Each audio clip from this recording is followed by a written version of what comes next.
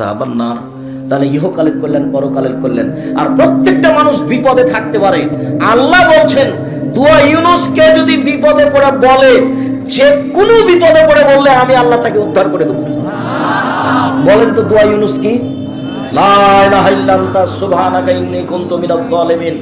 আল্লাহ তাআলা বলছেন যে ইউনূস যদি মাছের পেটে এই দোয়া না পড়তো, আমি আল্লাহ তাকে মাছের পেটে কিয়ামত পর্যন্ত রেখে দিতাম। এলা ইয়াউমা ইউবাসুন, বিচারের দিন পর্যন্ত আমি তাকে মাছের পেটে রেখে দিতাম। কিন্তু ইউনূস যখন এই দোয়া পড়তে লাগলো, তখন আমি তাকে বাঁচিয়ে দিলাম, মাছের পেট থেকে বের করে দিলাম।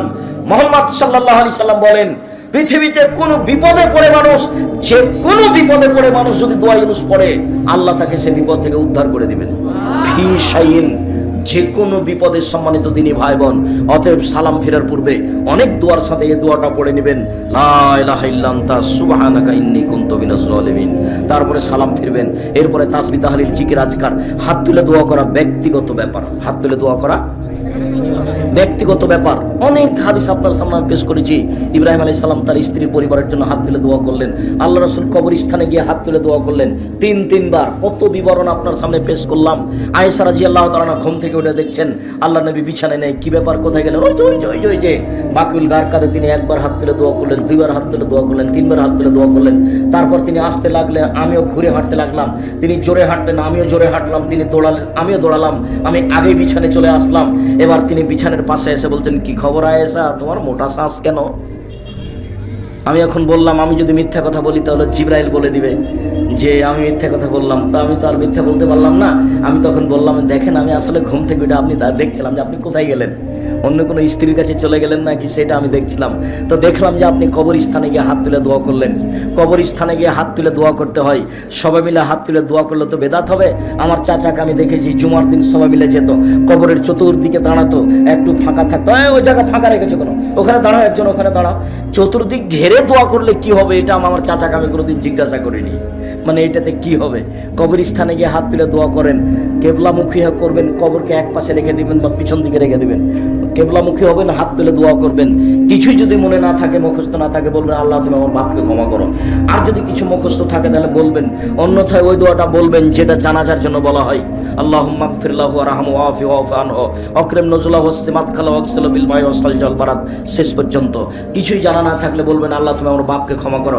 সম্মানিত দিনী ভাই বোন, দুয়ার জগতে সবচেয়ে দামি দোয়া সূরা ফাতিহা।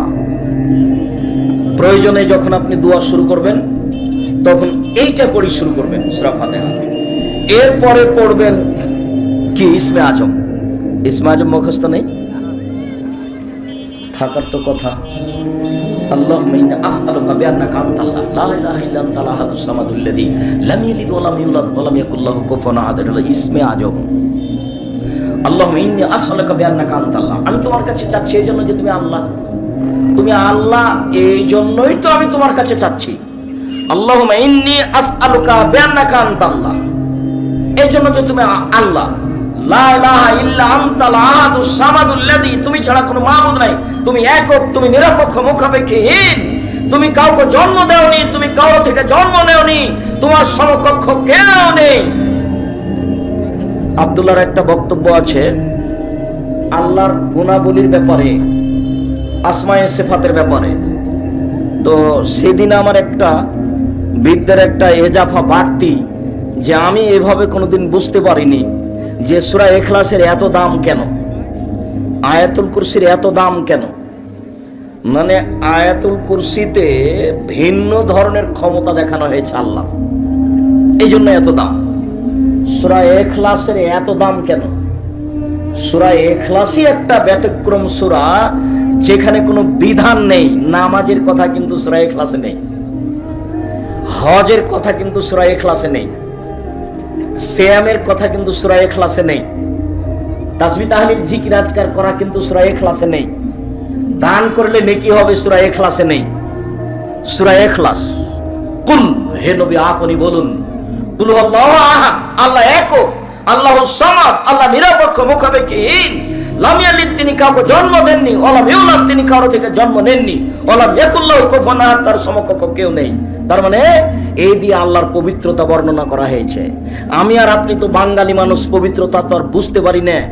তাওহীদ আল্লাহর একাত্মতার দর বুঝতে পারি না, কবরের কাছে চাচ্ছি। কবরে যে আছে তাকে মনে হয় চাপাদামুজের ভাষাতে মায়ের লেথড়িয়ে দিল আর আপনি তার কাছে চাচ্ছেন। ওকে পিটিয়ে একাকার করে দিল মনে হয় কবরের ভিতরে, আপনি তার কাছে চাচ্ছেন। ও কি করতে পারে? আপনার মতো বোকা মানুষ কেউ আছে? কবরের কাছে কিছু চাইলেও কিছু করতে পারবে? এ কোন হিসাব? যারা কবরের কাছে কিছু চায় তারা ইখলাস টিকাতে পারবে না, সূরা ইখলাসের মান টিকাতে পারবে না। যারা শিরক করে তারা সূরা ইখলাসের মান টিকাতে পারবে না। যারা পীরের কাছে কিছু চায় তারা সূরা ইখলাসের মান টিকাতে পারবে না। আমি অনেক সময় বলেছি যে সৌদি আরবের একটা দুষ্ট ছেলে, আরব ভূখণ্ডের একটা দুষ্ট ছেলে সাইকেলে চড়ে যাচ্ছে, খুব জোরে সাইকেল চালিয়ে যাচ্ছে, যেতে যেতে একটা ইঁটে বেঁধে উল্টে পড়ে গিয়ে একেবারে কয়েক আছাড় খেয়ে লাফ দিয়ে উঠে বলছে, তাওয়াক্কালতু আলাল্লাহ, আমি আল্লাহর উপরে ভরসা করি। পড়ে গেছি, তাতে কি হবে? আর সিরাজগঞ্জ জেলার একটা ছেলে, দুষ্ট ছেলে, সাইকেলে চড়ে খুব জোরে যাচ্ছিল, যেতে যেতে ইঁটে ধাক্কা খেয়ে উল্টে পড়ে গেছে, আছাড় খেয়েছে, ছাল চামড়া উঠেছে, দাঁড়িয়ে বলছে অমুকের বাচ্চা অমুক ইঁট রেখেছে। তো ও কেন বললো অমুকের বাচ্চা অমুক ইঁট রেখেছে, আর ও কেন বললো তাওয়াক্কালতু আলাল্লাহ? তার মানে ওদের ভিত্তি তাওহীদের উপরে, এর ভিত্তি শিরকের উপরে, খারাপের উপরে। মাথাকে দিন রাত শয়তান বলে, কত কি বলে গালি দেয় বাচ্চাটাকে দুধ খাওয়ানোর সময়, দুধ খাওয়ার পরেও। অথচ যতবার মানুষ কথা বলে ততবার ফেরেশতা আমিন বলে। ভুলে বাচ্চাটাকে বলতে পাবেন না এই শয়তান। আপনি যদি আপনার বাচ্চাটাকে বলেন এই শয়তান, তাহলে ফেরেশতা কি বলবেন? আমিন, এই তুই শয়তান হয়ে যা। তাহলে কি হলো? বাপও বুঝে না ধর্ম, মাও বুঝে না ধর্ম, খায় পায়খানা করে দিন কাটায় পশু প্রাণীর মতো, তাই নাকি মাস্টার ডিগ্রি পাস। এইভাবে জীবন কাটছে, কিছুই না, একেবারেই একটা অহেতুক বৃথা জীবন। বেশি পয়সা ইনকাম করতে হবে কথা নয়, বরং জীবনটা সুন্দর সাবলীল রাসূল সাল্লাল্লাহু আলাইহি ওয়াসাল্লামের পদ্ধতিতে হতে হবে। এটাই মূলত সফলতা। বিবেচনা করে 24 ঘন্টা পার করতে হবে, সময় এমনিতে পার হয়ে যাবে। সম্মানিত দিনী ভাই বোন, সূরা ইখলাস একটা কোরআন তেলাওয়াত হিসেবে, ইবাদত হিসেবে ব্যতিক্রম ইবাদত। তাই 3 বার পড়লে 1 বার কোরআন মাজিদ পড়ার সমান নেকি হয়। আল্লাহু আকবার বলে হাতটা খুলে দিয়ে ওই পর্যন্ত উঠাবেন। তারপরে আপনি রুকুতে যাবেন, রুকুতে গিয়ে তাসবিহ পাঠ করবেন, খুব সোজা করে রাখবেন পিঠটা। এরপরে আপনি দাঁড়াবেন, সোজা দাঁড়াবেন। এরপরে আপনি সিজদায় যাবেন। সম্মানিত দিনী ভাই বোন, তারপরে আপনি সিজদায় যাবেন। অনেক দোয়া আছে, সে দোয়াগুলি দোয়ার বই থেকে মুখস্থ করে নেবেন। সিজদা থেকে উঠে বসে দোয়া পড়বেন, তারপরে সিজদায় যাবেন, সিজদায় দোয়া পড়বেন। যদি 2 রাকাতের বৈঠক হয় তাহলে বাম পায়ের পাতার উপরে বসতে হবে আর ডান পা খাড়ো করে রাখতে হবে। আর যদি সালামের বৈঠক হয় তাহলে বাম পা ডান দিক দিয়ে বের করে দিতে হবে আর ডান পা খাড়ো করে রাখতে হবে। আর বাম হাতের আঙ্গুল এইভাবে জমা রেখে ডান হাতের আঙ্গুলের 2টি আঙ্গুল জমা রাখতে হবে। 3য় আঙ্গুলের নখের উপরে বৃদ্ধাঙ্গুলের পেট রাখতে হবে। রাখেন তো দেখি,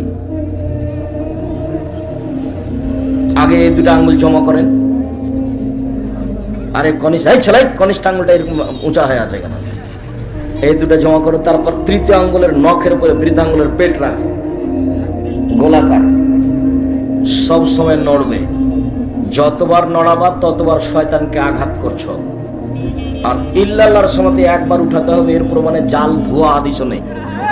এটা এমনিতেই চলছে। ইল্লাল্লাহ এমনিতেই চলছে। এটা ধর্মে অনেক কথা এমনিতেই চলছে, তার মধ্যে এটা একটা।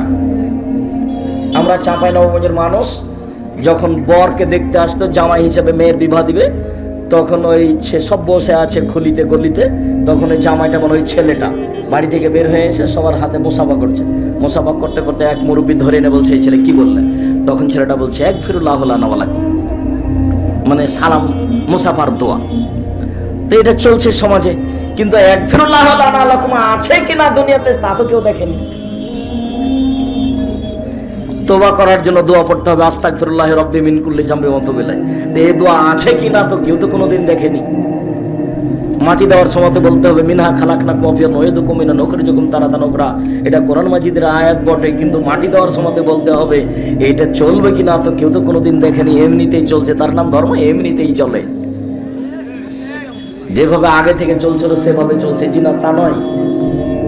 বর্তমানে বই পুস্তক যেগুলো বের হয় সেগুলো একটু দেখতে হবে। আমরা তো খুব প্রাণপণে চেষ্টা করে যাচ্ছি আপনাদের জন্য, এখন আপনি যদি 20টা টাকা দিয়ে মূল্যায়ন না করেন তাহলে তো আমি কিছু করতে পারি না।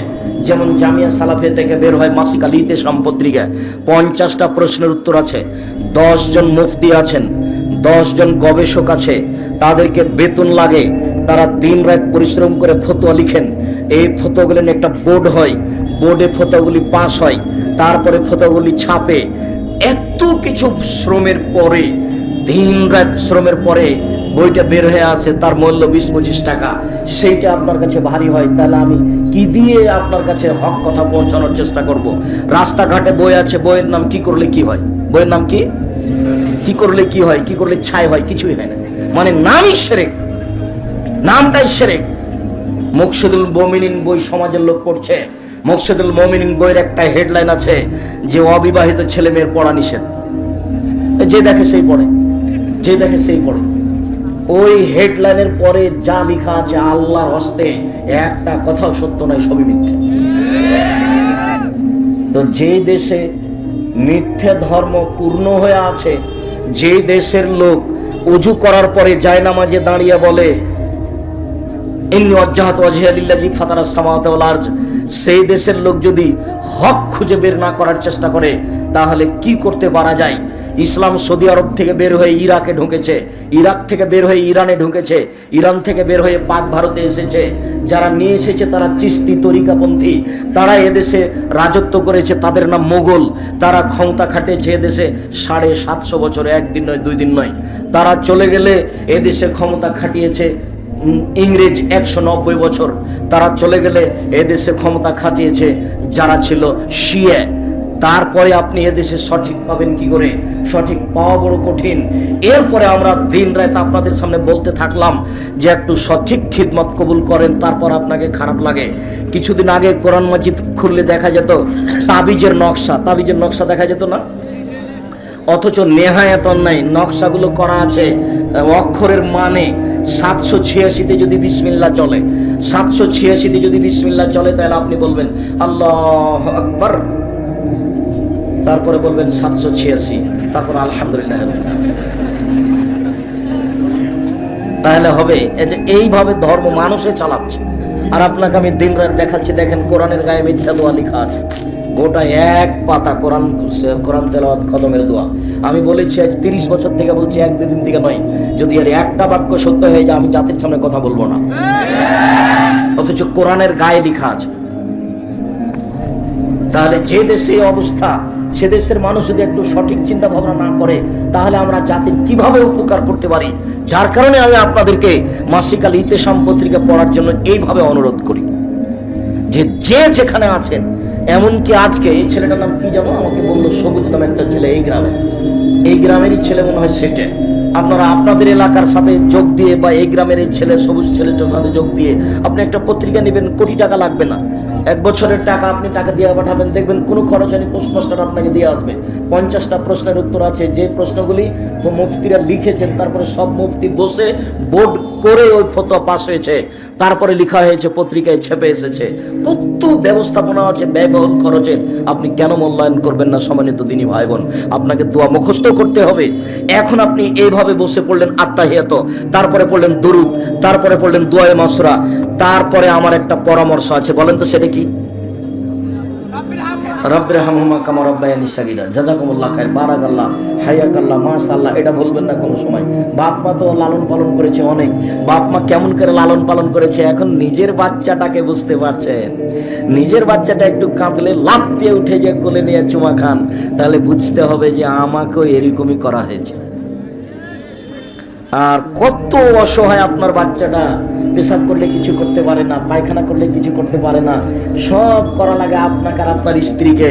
তাহলে আপনারও একদিন এরকমই দিন পার হয়ে গেছে। যার কারণে আপনাকে আমি এই দোয়া পড়ার জন্য পরামর্শ দিয়েছি।